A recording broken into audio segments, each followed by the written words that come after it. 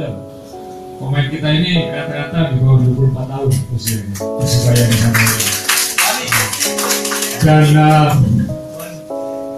Dan kita mau bersabar dengan mereka tahun lalu di Liga. Kita mau membina mereka dengan lain. Kita menciptakan environment lingkungan yang membuat mereka bisa berkembang di situ.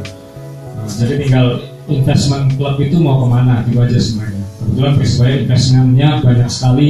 Anda kalau tahu, kalau saya bisa ungkapin berapa miliar yang kita keluarin untuk pembinaan internal dan lain-lain, klub-klub lain bisa sakit jantung, ya kayak gitu. Tapi memang karena sejarah di Surabaya seperti itu, dan ini sesuatu yang tuntutan dari supporter Persebaya juga, bagaimana pemain-pemain Surabaya tetap tampil di Persebaya Surabaya. Kebetulan memang dalam 4-5 tahun terakhir, karena Persebaya vakum, ini sempat kompetisinya jalan terus, hebat. Kompetisi jalan terus meskipun Persebaya tidak diakui. Tapi memang kalau itu manusia tinggal tengkorak ya, dalam artian kurang gizi dan lain-lain. Jadi gizinya kita masukin lagi dalam setahun belakangan ini dan harapannya ke depannya. Sehingga sistem ini jalan lagi ke atas dengan lebih baik.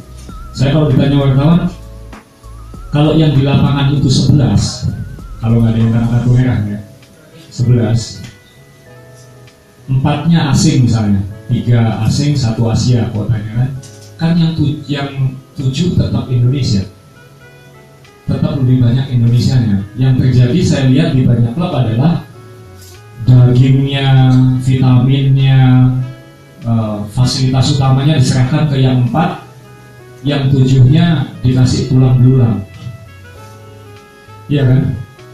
Nah kita di Persebaya tidak ingin seperti itu. Kita ingin 7 pemain ini Indonesianya tetap harus mendapat perlakuan, kalau perlu lebih, karena mereka yang punya masa depan untuk Indonesia, kira-kira kayak gitu asumsi saya. Jadi pemain asing itu sebagai pelengkap, sebagai mentor, sebagai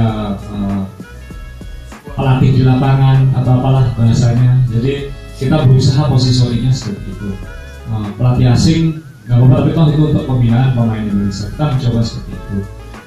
Tentunya yang saya paling takutkan adalah karena ada tuntutan prestasi instan dari level timnas yang itu menular sampai ke level, bukan hanya Liga 1 ya, sampai ke level Tarkam, dengan segala cara harus juara, sehingga dan itu mengakibatkan masyarakatnya pun menuntut instan.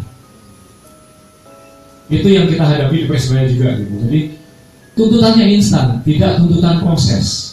Saya percaya proses yang baik akan hasilnya baik, hasil tidak akan mengkhianati istilahnya. Tapi kalau prosesnya instan, hasilnya tetap belum tentu baik. Itu saya percaya tidak ada jalan gampang, itu saya percaya. Jadi ya harapan saya sih nanti dari regulator akan dibahas secara lebih mendalam. Bukan hanya memikirkan tahun ini seperti apa, tahun depan seperti apa, tapi kalau kita seperti ini nanti 5 tahun lagi seperti apa. Gak usah jauh-jauh 10 tahun, 5 tahun cukup. Kira-kira gitu. Jadi jangan sampai budaya pingin instan ini sampai mendarat lagi ke supporternya. Itu yang saya khawatirkan. Kayak gitu. Karena ini sudah terjadi kan? Sudah terjadi sebenarnya.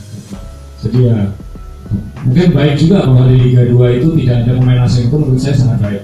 Itu sangat baik. Malah kalau perlu sekalian aja semuanya di bawah 25. Tidak perlu ada yang di atas 25. Sekalian aja. Jadi mereka dapat, karena persaingan di Liga 2 itu bisa lebih kejam daripada di Liga 1. Kita sudah merasakan tahun lalu, syukur alhamdulillah udah lewat. Gitu. Jadi dan itu ajang yang bagus untuk pemain-pemain muda untuk pressure dan lain-lainnya yang baik. Jadi apakah nanti setelah itu nanti Liga 3 seperti apa? Apakah harus U23 sekalian atau apa? Supaya memang memaksimalkan potensi penduduk kita yang hampir 300 juta itu. Kira-kira begitu. Tapi itu opini saya, belum tentu disukai banyak orang dan juga cuman feeling saya sih